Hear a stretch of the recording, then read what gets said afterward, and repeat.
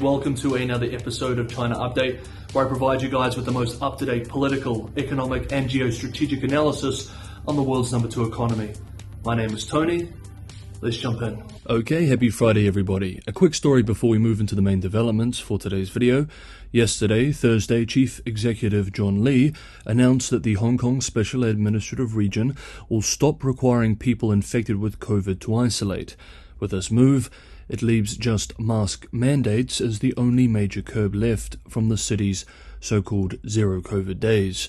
Hong Kong is seeking to revive its economy, rehabilitate its battered reputation as an open international financial hub, and gain some of the ground lost to Singapore these last 3 years. French investment bank Natixis SA estimates Hong Kong's economy lost $27 billion in potential growth due to the effects of the pandemic and the city's strict restrictions. Okay, things are winding down in the PRC ahead of the week-long Spring Festival holiday next week, but there are still some important developments to keep on top of, and let's start with the economy.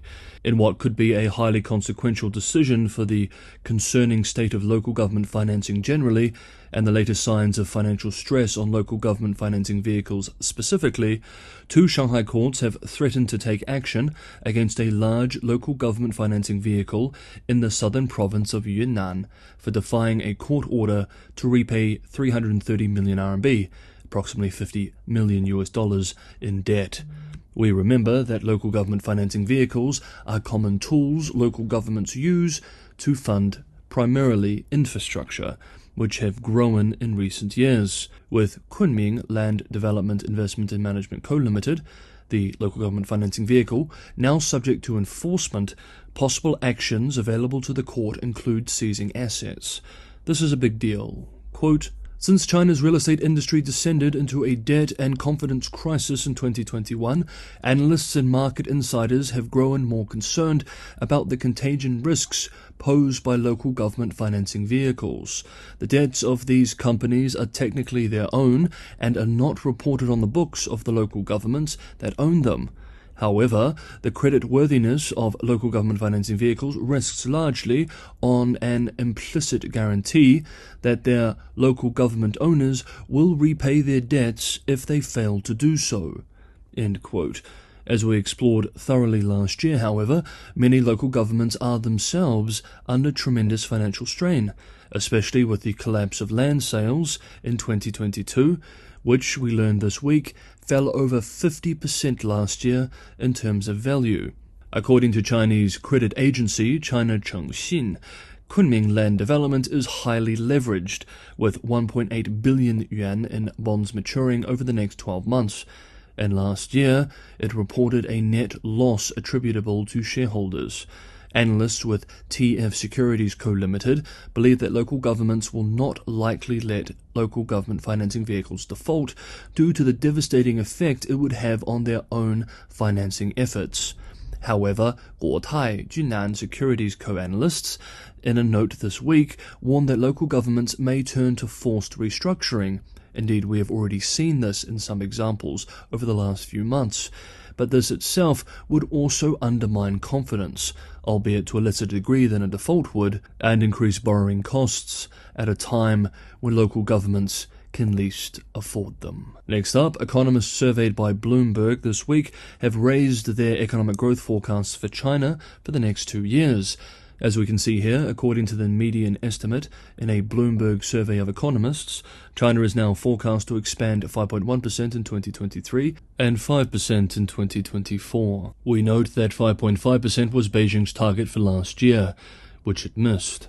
Bloomberg writes that China's abrupt ending of its 3-year-long COVID-0 policy last month and the peaking of infections in many places over the last few weeks have fueled optimism that the costs of reopening would be restricted to the period of holidays when activity is slow traditionally. Consumption, too, is widely expected to rebound and be a key driver of growth this year. Of course, these are all points which we have unpacked these last few weeks. quote, "The rapid reopening has raised hopes of an economic boost, especially on private consumption, but there is transitional pain to be endured, at least in the first quarter. There is a risk that, despite the policy measures and reopening, China still might not see the economic boost it expects." End quote. Not all expectations are positive, however. The median estimate for exports for this year was slashed to negative 3.7% from negative 0.4%, while the outlook for imports was cut to negative 0.1% from 1.3% growth. Okay, next up, the Asia Society Policy Institute, led by former Australian Prime Minister and sinologist Kevin Rudd, has published a paper looking at the implications of the sudden change in China's zero-COVID policy last year. The paper, titled China's Political Economy, Foreign and Security Policy 2023, writes that its purpose is threefold: to examine the political and economic implications of the dramatic change in China's zero-COVID strategy, to analyze what, if any, impact it may have on China's current international posture, and to assess whether this represents a significant departure from the party's strategic direction set at the last party Congress or not. On the question of why China so suddenly changed its zero-COVID policy after years of strict implementation, the paper argues that there are two key reasons. One, Beijing leadership, quote, feared that not doing so would threaten its unofficial social contract with the Chinese people based on long-term improvements in jobs and living standards, end quote, and two, that a structural slowdown in growth, quote, could also undermine China's long-term strategic competition against the United States, end quote.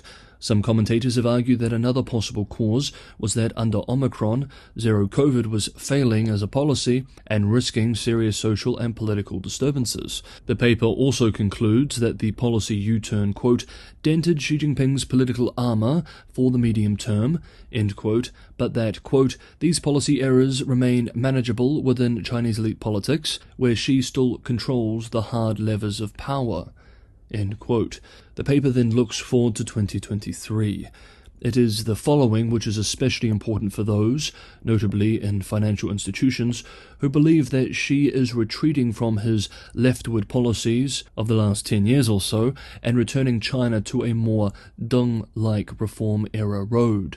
Quote, many of those changes on both the economy and external policy are more likely to be short to medium term and therefore tactical in nature rather than representing a strategic departure from the deep ideological direction laid out for the long term in Xi's October 2022 work report.